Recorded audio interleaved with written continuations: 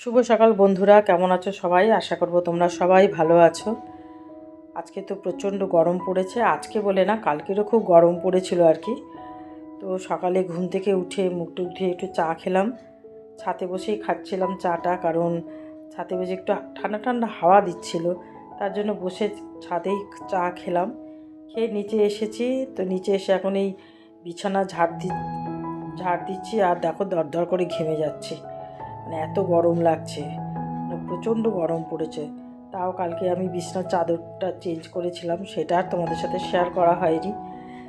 তো ভাগ্যিস করে নিয়েছিলাম, নাহলে যা গরম, এই গরমে আর এসব বিছানার চাদর এসব চেঞ্জ করার কথা ভাবতেই পারছি না।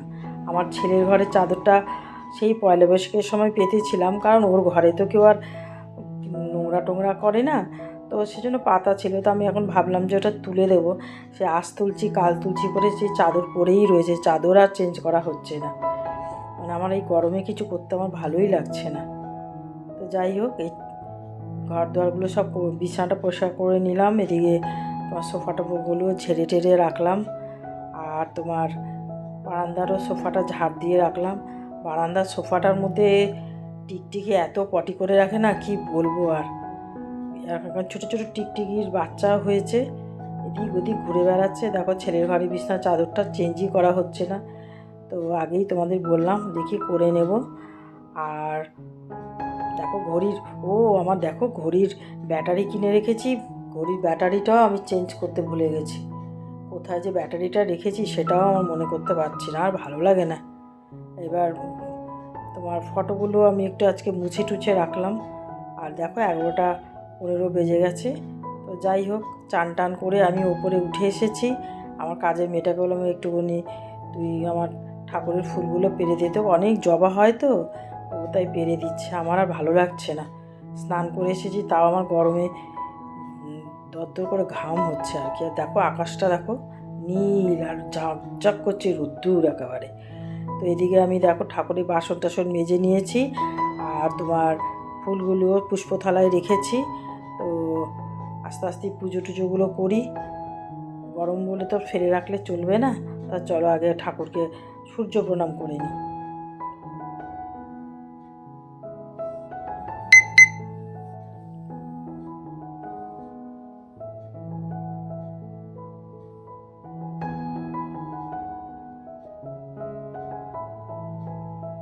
তো পুজো টুজো করে আমি এখন এই ডাইনিং টেবিলটা আজকে একটুখানি সাবান জল দিয়ে পরিষ্কার করে নিচ্ছি, তারপরে একটু শুকনো টাওয়েল দিয়ে আর কি, ন্যাকড়া না, শুকনো টাওয়েল দিয়ে একটু ভালো করে পরিষ্কার করে নিয়ে রান্নাটা পেতে দিই। আর নিচে একটু বাসন টাসনগুলো রাখি, তো ভীষণ ধুলো পড়ে যায়, মানে দুদিনই না কালো হয়ে যায়, তো একটু মুছে টুছে রাখলাম। আর এখন এই হাতের ব্যথার জন্য না, ব্যথাটা আমার ডান হাতেই হয়েছে, একদম কবজির মধ্যে হয়েছে, সেই জন্য না আমি কাজ করতে পারিনি। একটু যদি লেগে যায় না কোনো জায়গায়, মানে আমার দমটা তখন বেরিয়ে আসে একেবারে, এত ব্যথা। তো আজকে তো ভাবছি রোজই যাব করছি, আর হয়েও উঠছে না। তো আজকে পুরোই ডিসাইড করেছি না, আজকে আমাকে যেতেই হবে, মানে আমি আর সহ্য করতে পারছি না। আমি এরকম করে কাজ করা যায় না বলো, তা তো করে যাচ্ছি সমানে। তো সব পরিষ্কার টরিষ্কার করলাম, এবার পাখিগুলোকেও খেতে দিলাম, জানলার কপাট টাপাটগুলো সব মুছে টুছে পরিষ্কার করে নিলাম। তা এখন করে নিয়ে তারপর এখন একটু খাবো, খেয়ে দিয়ে তারপরে রান্নাবান্না করবো। তা চলো দেখো, এখানে আমি ওটস, কলা আর দুধ নিয়েছি, একটু ফ্যানটা চালিয়ে দিচ্ছি, এত গরম কি বলবো, আর পারা যাচ্ছে না একেবারে, পুরো পচতে যাচ্ছে গরমে। এখন বসে একটু এই শুধু বসে জাস্ট ব্রেকফাস্টটা করব, তারপরে সেই যে চলাফেরা করব, দাঁড়িয়ে দাঁড়িয়ে সব কাজ করতে হবে, আর বসার আর সময় হবে না, একদম লাঞ্চ ফাঞ্চ করে তারপরে বসবো। আর মানে তার আগে বসার কোনো আমার সিন নেই, দৌড়ে দৌড়ে সব কিছু করতে হয়। আগে তো আরও স্পিডে কাজ করতাম, এখন তো মানে পারি না, যেহেতু আমার পায়ে প্রবলেম হচ্ছে, তো সেই জন্য একটু আস্তে আস্তে করি। একটা একই সময় ভাবি যে হয়তো পায়ের ব্যালেন্স পাচ্ছি না, সেই জন্য আস্তে আস্তে করি, পড়ে গেলে তো সাংঘাতিক ব্যাপার, বাড়িতে কেউ থাকে না। ব্রেকফাস্ট করলাম, এখন একটু রান্না করব। আর মাথার মধ্যে আজকে আমি শ্যাম্পু করেছি, ভীষণ আঠা আঠা হয়ে গেছিলো। আর যা গরম না, বুঝতে যাচ্ছি গরম একেবারে, আর ভাল লাগছে না। আমি কি রান্না করবো আমি নিজেই বুঝতে পারি না। আগের সময় মনে হয় যেন ভাতের মধ্যে জল দিয়ে খাই, আর কিছু খেতে ভালো লাগে না, কিন্তু ওই খেলেই ঠান্ডা লেগে যাবে। তাহলে তোমাদের একটা জিনিস দেখাচ্ছি। আজকে দেখো এই লিচু এনেছে, দেখো লিচুগুলো সব কাঁচা কাঁচা মনে হচ্ছে, মানে আজকে যে খাবো খেতে পারবো না। একটা খেয়েছিলাম, কেউ টক টক লাগছে। তো যাই হোক, আর এই দুটো আম এনেছে, আমার তো ফেভারিট জিনিস, সবারই ফেভারিট। তো আর কি, এগুলো একটু ধুয়ে টুয়ে রেখে দেবো।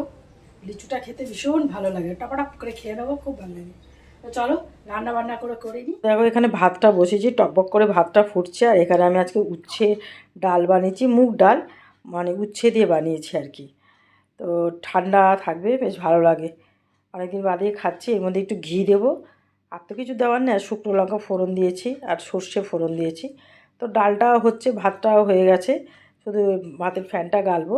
তার আগে একটু তরকারিগুলো কেটে নিচ্ছি। আজকে কুমড়ো দিয়ে, আলু দিয়ে, বেগুন দিয়ে আর ঢ্যাঁড়স দিয়ে একটা তরকারি বানাবো।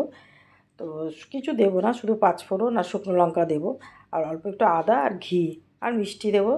কারণ ডালের সাথে যে ভাজা আমি বেসিক্যালি আমি খাই না, তাও আজকে একটু পটল ভাজা বানাবো, কারণ অনেক পটল জমে গেছে, তার জন্য একটু পটল ভাজবো। তা তরকারিটাও করে রাখলে একেবারে রাত্রের জন্য হয়ে যাবে। দুবেলা আর এখন করার আর আমার ইচ্ছা নেই। তো আমি তোমাদের দেখিয়েও দিলাম, ঢ্যাঁড়সও কেটে রেখেছি, তরকারিগুলোও কেটে রেখেছি। তো এখন এটা বসিয়ে দিই, তারপরে আর একটু তরকারি কাটতে হবে। আর এখানে দেখো ফোড়নে, দেখো শুকনো লঙ্কা ফোড়ন দিচ্ছি, আর তোমার পাঁচফোড়ন দেবো। পাঁচফোড়নটা দিতে বেশ ভালো লাগে, বেশ গন্ধ বেরোয়। তো সেই জন্য পাঁচফোড়নটা দিলাম, দিয়ে তারপরে তরকারিগুলো এর মধ্যে ছেড়ে দেবো। তা এটা হতে হবে। তার আগে পরে একটু চিংড়ি মাছ দিয়ে, তারপরে তোমার ঝিঙে আলু দিয়ে একটা মাখা মাখা করে ঝোল বানাবো। খেতেও ওটাও বেশ ভালো, ঠান্ডা ঠান্ডা থাকবে, আর ভালোও লাগবে। আমার মনে হচ্ছে একটা ঝিঙে মনে হচ্ছে একটু তিতো তিতো হবে, তো মনে হলো, জানি না। যাই হোক, এই তরকারিগুলো বসিয়ে দিলাম, তরকারিটা হোক। তরকারিগুলো না, এই তরকারিটা ফার্স্টে বসালাম। এটা হয়ে যাওয়ার পরে আর ডালও হয়ে গেল, ভাতও হয়ে গেছে। আর এখন তোমার এই দেখো চিংড়ি মাছটা, এই চিংড়ি মাছটা দিয়ে ঝিঙে দিয়ে আলু দিয়ে বানাবো।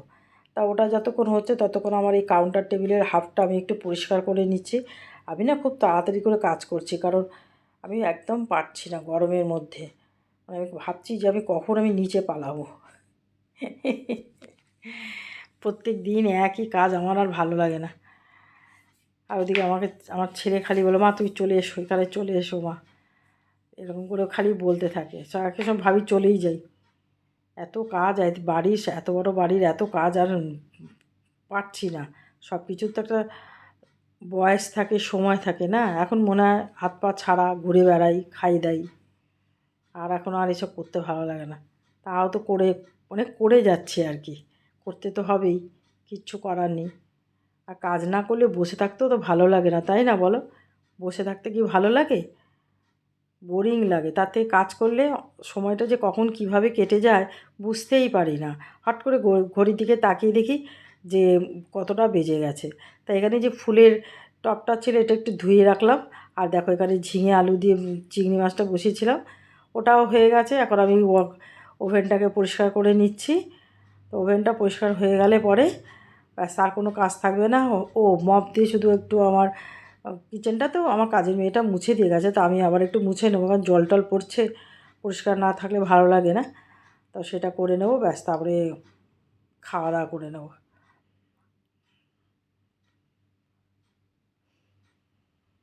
আর বিকেলবেলা একটু বেরোবো, আমি ডক্টরের কাছে যাব হাতটা দেখাতে। এত ব্যথা নিয়ে কাজ করা যাচ্ছে না। মাঝে মাঝে না জ্বর জ্বর জ্বর লাগে ব্যথাটার জন্য। দেখি ডাক্তার কি বলে। ডাক্তার ওই একই কথা বলবে, বাতের ব্যথা এসবই বলবে, মনে তাই বলবে, এর থেকে আর কি বলবে।